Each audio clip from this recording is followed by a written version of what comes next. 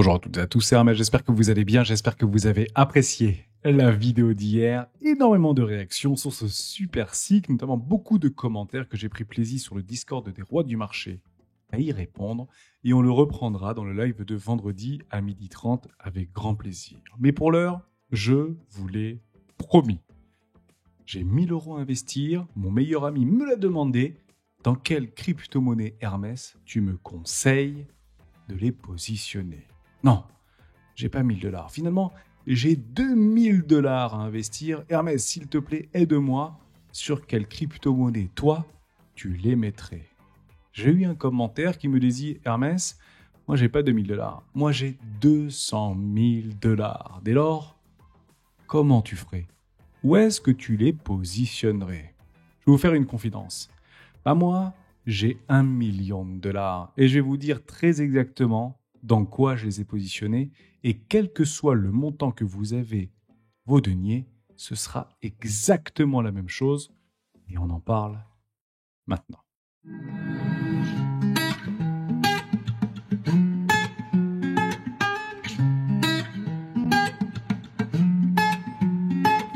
Et juste avant de commencer, je vous invite toujours à rejoindre le Discord des rois du marché. Vous trouverez le lien dans la description. À l'intérieur, une documentation qui s'appelle la stratégie des 4 rois. N'hésitez pas à l'utiliser, vous en imprégner, vous en inspirer pour vous aussi trouver votre propre style d'investissement, que ce soit sur le court, moyen, long terme, voire très long terme. Et pour la télécharger, rien de plus simple. Lien dans la description, le site lesroisdubitcoin.com. Et vous avez juste en dessous de la vidéo, cliquez ici pour télécharger la stratégie des 4 rois. Merci. Ça me fait chaud au cœur. Vous avez été très nombreux à vous abonner sur la vidéo d'hier et participer à une action contre la faim ou la Croix-Rouge ou Médecins sans frontières, puisque vous le savez, depuis le début décembre, chaque fois que vous cliquez sur le bouton s'abonner à la chaîne des rois du Bitcoin, 10 centimes sont reversés à ces 3 associations. On va commencer tout de suite avec Bitcoin. Et puis après, je vais très rapidement bifurquer sur ce top crypto-monnaie, là où j'investirai des centaines de milliers d'euros. J'ai vu une petite phrase passer sur Twitter m'expliquant qu'on était très éloigné de la moyenne mobile 200 périodes en journalière que vous voyez ici en jaune. Bon, on va regarder ensemble. Et si on respecte parfaitement la cyclicité, même si je sais qu'à quel point ça peut déranger. 52% d'augmentation, ou en tout cas une digression vis-à-vis de 52% de la moyenne mobile de 100 périodes. Mais qu'est-ce qui s'était passé très exactement en respectant la cyclicité en 2021? En décembre, janvier 2021, on s'était très précisément éloigné de cette moyenne mobile de 100 périodes en journalier de près de 200%. Si on revient ici par rapport à un intercycle, on s'était éloigné de près de 100% par rapport à la moyenne mobile 200 périodes, même 150%. Si on revient sur le cycle précédent, exactement la même chose par rapport à la cyclicité, on s'était éloigné de près de 300%. En somme, Bitcoin peut continuer à double up sans nous donner le moindre dip. C'est quelque chose qui est très important, quels que soient les indicateurs ou les outils que vous utilisez, et tentez de le faire sur des multi-time frames. Je vous avais d'ailleurs dit quelque chose la semaine dernière par rapport à une clôture de bougie. Si on clôture au-dessus, c'est boule. Si on clôture en dessous, c'est bear. Et à ce moment-là, on a la réponse. C'est extrêmement simple. On avait ce canal ascendant, ou ce biseau, si vous voulez, d'élargissement. Et ça a été repoussé et on a bien clôturé ici, au-dessus de cette ligne bleue. C'est boule. Il n'y a pas de question à se poser. Le momentum est extrêmement fort. Et les taureaux, les acheteurs ici, ont pleinement en possession sur cette time frame le momentum. Dès lors, oui, Bitcoin reprend un petit peu de dominance par rapport à l'ensemble du marché crypto, mais soyez patient. Si on suit très parfaitement et de façon extrêmement précisément la cyclicité des marchés, le hard season commencera fin janvier, début février. C'est à ce moment-là qu'on fera les comptes et qu'on devra, oui ou non, faire des arbitrages, mais on aura le temps de l'expliquer. Je passe immédiatement sur ce fameux top crypto 1 million $ à investir. Et je commencerai par une crypto-monnaie que vous connaissez tous. Je vous embête avec celle-là, mais à quel point c'est important. Et je vais tenter, en une seule phrase, ou en 3 images, de vous expliquer la différence entre le Cosmos Hub et tout l'écosystème Atom par rapport au reste de l'écosystème d'infrastructure de Layer 1. Actuellement, Atom ne nous prouve strictement rien. Humilié par rapport à ses consoeurs de Layer 1 aussi capitalisés, notamment créés et historiquement créés il y a plusieurs années en arrière, qui gravitent entre les 9 et les 10 dollars actuellement. Je rappelle les points forts du Cosmos Hub, avec une facilité de communication entre les différentes blockchains. Ça a été toute l'idée et toute la genèse du Cosmos Hub, avec une scalabilité et une modularité exemplaire, en rupture totale technologiquement par rapport au reste du marché. Si on doit faire une analyse au niveau du token, effectivement, on lui reproche un manque d'utilité. Celui-ci n'en reste pas moins un token de gouvernance qui permet de décider par rapport à l'évolution du projet et également de pouvoir le staker. Est-ce que beaucoup aujourd'hui de projets proposent réellement plus que ça? Pas réellement. Alors pourquoi Atom est si malmené? Pourquoi une forme de disgrâce, voire un manque de plaisance, mais plus une forme de lassitude vis-à-vis de ce projet-là? Je vais vous le montrer en 3 images. Tout commence en 2017, 2018 à peu près, 2019, où vous aviez de plus en plus de blockchains, d'infrastructures comme Solana, qui arrivait juste avant le cycle de 2020-2021, ou encore Binance Smart Chain, ou encore Avax, ou encore Ethereum, qui était déjà là depuis un certain nombre de temps, ou encore Polkadot, ou encore Ada Cardano. Elles sont jolies à regarder, elles sont belles, elles sont bien entourées, elles sont rassurantes. Presque, on pourrait dire, comme à leur genèse, centralisées. Aujourd'hui, bien évidemment, avec le nombre de validateurs sur ces différentes blockchains, la décentralisation n'est plus approuvée. Mais elles sont plaisantes à regarder, tout comme ces infrastructures sont rassurantes à y travailler. De l'autre côté, sur votre côté droit, vous avez une bébête. C'est ça, Atom. C'est ça, le Cosmos Hub. C'est pas en fait quelque chose de beau à regarder. C'est quelque chose de satellisé, un peu chaotique, tel des petits atomes ou des petits électrons qui gravitent autour d'un noyau. Et c'est comme ça en fait que le Cosmos Hub a été imaginé, tel un chaos pour y trouver un équilibre infrastructurel. Quelques mois plus tard, quelques années plus tard, je vous le dis, c'est de plus en plus joli, mais du côté d'Ethereum, du côté de la Binance Smart Chain, du côté d'Avax ou encore du côté d'Ada Cardano, avec une forme de centralisation, rassurance, comme un espèce de cocon bien dessiné, un cercle qui permet de nous rassurer. De l'autre côté, une nouvelle bébête qui vient de s'ajouter à notre Cosmos Hub mal aimé.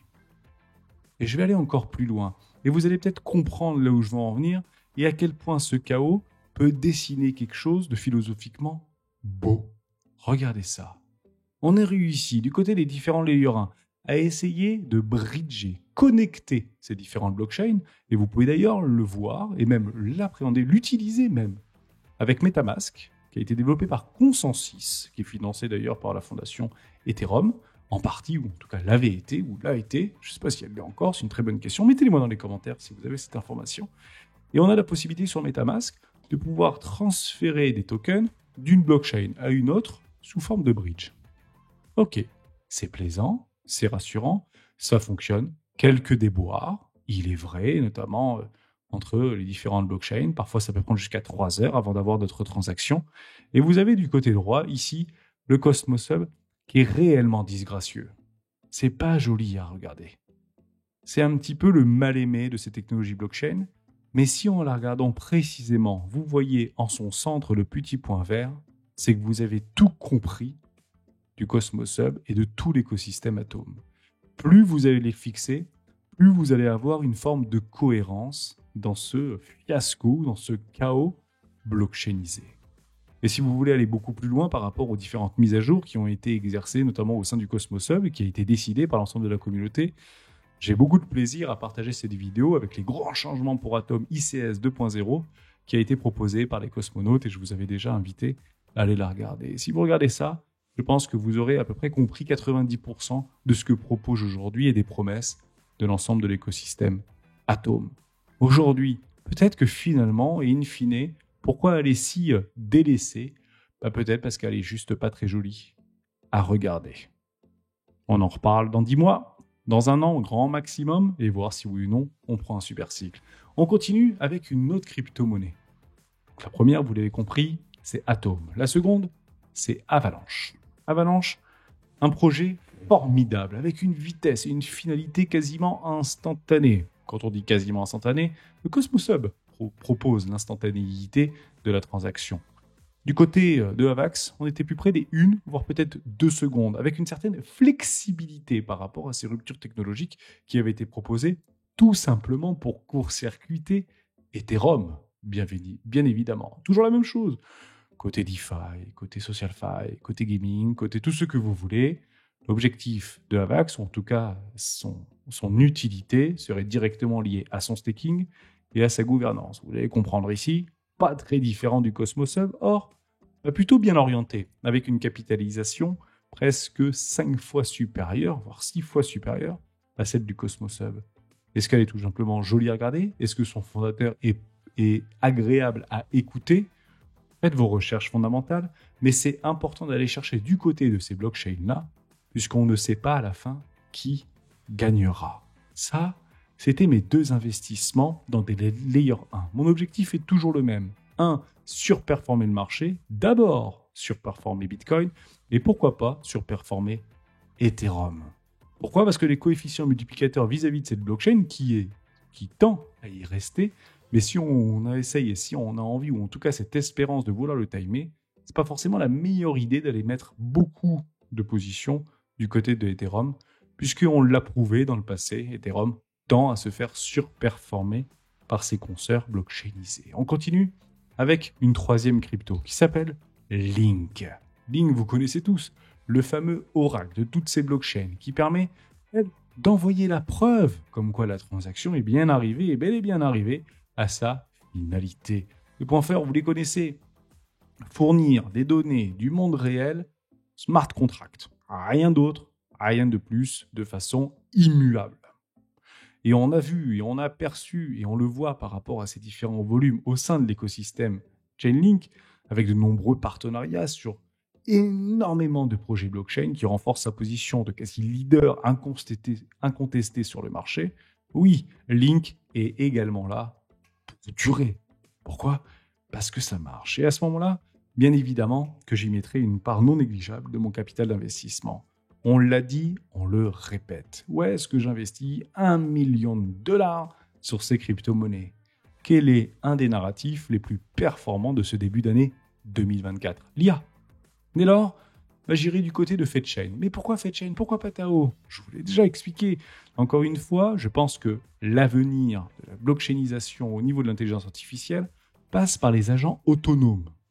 Ces fameux agents économiques autonomes, auto-alimentés via la décentralisation pour gagner en efficience et en efficacité.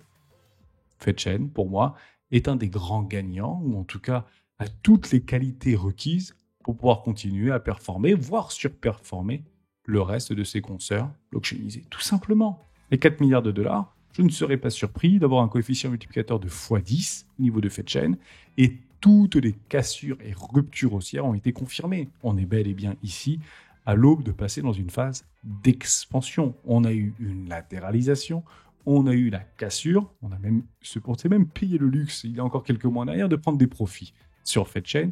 On en avait parlé, nous, précisément, très exactement. Là, je crois aux alentours des 20 centimes de dollars, me semble-t-il, ou voire peut-être même encore avant, peut-être 5 centimes de dollars. Je sais plus. Oui, peut-être 5 centimes. Comme on était à peu près les premiers à parler de l'IA blockchainisé en francophonie, je pense qu'on a dû en acheter. Je m'en rappelle plus, malheureusement, mais on n'était peut-être pas très loin des 10 ou des 15 centimes. Pour ceux qui y étaient, mettez-les-moi dans les commentaires, et honnêtement, on en a bien profité. On a même pu également réinvestir dans une zone de rechargement par rapport à ce pullback, notamment dans mes chaînes. Je pense qu'il nous a encore rien montré. Un dernier projet. Si j'avais donc ici des centaines de milliers de dollars à investir, Basic Attention Token. J'ai un billet, effectivement. Qu'est-ce que c'est Basic Attention Token pour moi?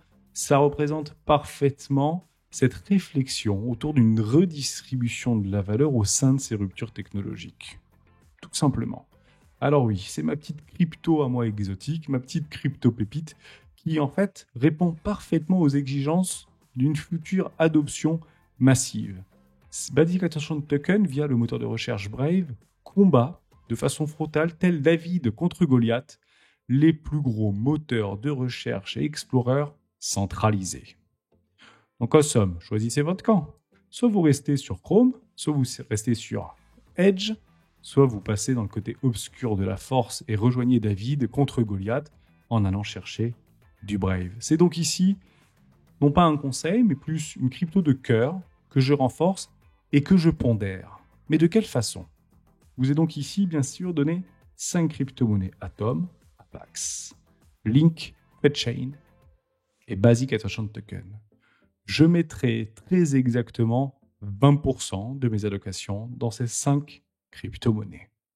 Ni plus, ni moins. Pourquoi ? Parce qu'en réalité, Atom n'a pas plus de chances de réussir que Avax. Avax n'a pas plus de chances de réussir que Link. Elles sont complémentaires, bien sûr, mais en termes de performance relative vis-à-vis du reste de marché, n'ont aucune, en fait, ou à aucun moment, une idée supérieure par rapport à une autre blockchain. Quelles que soient les recherches fondamentales ou les analyses techniques qu'on peut y faire. C'est un choix réfléchi, une technique validée, une pondération parfaitement maîtrisée, équipondérée par rapport à l'ensemble du marché. Et il va arriver un moment donné où en fait on va peut-être double up. Pourquoi ? Parce que ça marche. Le time frame est bon, le timing est nickel, et on va commencer à voir nos crypto-monnaies s'intensifier. Mais avant de se constituer ce portefeuille de crypto-monnaies, il va d'abord falloir les acheter. C'est la raison pour laquelle j'introduis aujourd'hui Bitpanda Fusion. C'est la plateforme crypto-monnaie pour traders amateurs et traders avancés. Meilleur prix et meilleure liquidité. Plus de 700 paires de trading, tradés en euros, en USD, en CHF, en GBP, sans conversion. Zéro frais de dépôt, zéro frais de retrait. PayPal, Apple Pay, carte bancaire, c'est gratuit. Vous avez un accès à des outils avancés, des graphiques, des ordres sophistiqués, avec une sécurité maximale, conformité des normes européennes, Bitpanda Fusion et PSAN. Et bien évidemment, toutes les crypto-monnaies que je vais évoquer aujourd'hui sont disponibles via l'application Bitpanda Fusion. Et on continue donc à alimenter notre portefeuille de crypto-monnaies avec quelques crypto-pépites exotiques pour la simple et bonne raison que ça marche. Donc comme ça marche, on a décidé de doubler nos allocations. Et ça ne vous a pas échappé, puisqu'à aucun moment je vous ai parlé d'un projet qui a tant fait parler Solana. Je n'investirai donc pas ici dans Solana. Pourquoi ? Parce que cette blockchain et cette crypto-monnaie s'est déjà échappée. En revanche, vous avez une petite crypto-pépite qui s'appelle TARS IA. J'avais envie de vous en parler pour la simple et bonne raison que c'est le seul projet et unique projet du protocole IA sur Solana. C'est soutenu directement par la fondation Solana. D'ailleurs, ça lui confère une légitimité rare dans l'écosystème Solana en combinant IA et blockchain.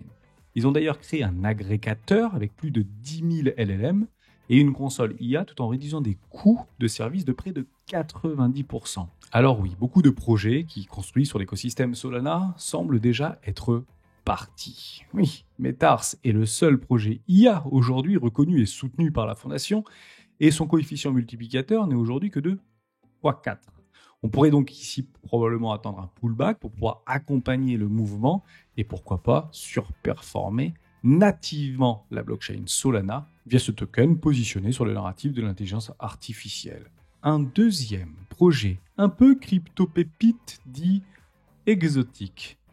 J'ai nommé RSR. Et oui, vous êtes nombreux à m'en parler de Reserve Right. Est-ce que vous avez compris ce qu'était Reserve Right ? Oui, on est nombreux à en avoir. Il nous a proposé les premiers arrachements aussi, toujours dans une bonne zone de rechargement, d'achat, long terme, voire très long terme. N'a jamais connu de tendance. Donc ici, on pourrait s'attendre à de nouveaux sommets, voire d'aller chercher des extensions de Fibonacci. Mais initialement, Reserve Right a pris le contre-pied de toutes les créations des stablecoins qui soient algorithmiques ou directement adossés à des obligations d'État, et notamment des bons américains, ou des monnaies fiduciaires. Ici, RSR soutient un stablecoin qui s'appelle le RSV et qui est directement collatéralisé, non pas par des monnaies fiduciaires, mais un panier de crypto-monnaies.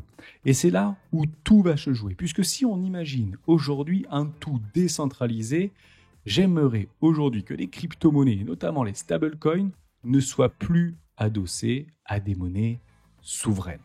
Troisième projet, crypto-pépite un peu exotique, et qu'on pourrait même appeler un nouveau-né. Il fallait faire un choix entre les ZK Rollup et les Optimistic Rollup. Vous connaissez mon choix, mon choix se porte vers les ZK Rollup car j'aime avoir la preuve en même temps que la confirmation. Dès lors, on tombe ici dans les technologies ZK qui utilisent des preuves de divulgation nulles de connaissances, qu'on appelle le Zero Knowledge Proof, pour améliorer la confidentialité et la scalabilité des transactions sur les différentes blockchains d'infrastructure. Et c'est aujourd'hui pour moi un des projets dans les ZK qui obtient le plus grand nombre de transactions et le plus grand volume de transactions en termes d'adoption. J'aimerais vous parler d'un quatrième projet également qui s'appelle Celestia TIA. Et oui, je fais un chassé-croisé et je retombe sur le Cosmos Hub puisque TIA, Celestia, est un projet qui s'est construit au sein de l'écosystème Atom. C'est le seul projet. Si vous entendez parler de la modularité des blockchains décentralisées, Celestia, via le token TIA, est le seul projet à proposer ce type d'applicatif et de rupture technologique au sein même de ces révolutions blockchain. Elle offre énormément de flexibilité, énormément de scalabilité qui permet aux applications notamment de développer leur propre chaîne souveraine au sein du Cosmos Hub. Ici, vous comprenez donc tous ces chassés-croisés au sein des différents écosystèmes et une cohérence par rapport à la co-construction de ce portefeuille de crypto-monnaies. Il nous en manque donc une dixième crypto-monnaie, la seule crypto-monnaie pépite que j'appellerai X. C'est la vôtre. C'est celle que vous avez choisie. C'est votre crypto de cœur. Et je vais vous donner, moi, si j'avais une crypto de cœur, comment je la pondérerais. Et vous savez quoi ? Très exactement de la même façon que toutes les autres crypto-monnaies. Il n'y a aucune raison fondamentale et rationnelle de vouloir surperformer un projet, quel que soit le projet que vous utilisez. Vous avez maintenant l'intégralité de ce que je ferais si j'avais un portefeuille de 1000 $, 2000 $, 5000 $, 200 000 $ ou encore 1 million de $. Mettez-moi dans les commentaires vos crypto-pépites de cœur. Mettez-moi vos crypto-monnaies sur lesquelles vous pensez qu'on va avoir des coefficients multiplicateurs complètement déraisonnés et on en parle demain dans une prochaine vidéo des rois du Bitcoin. Ciao.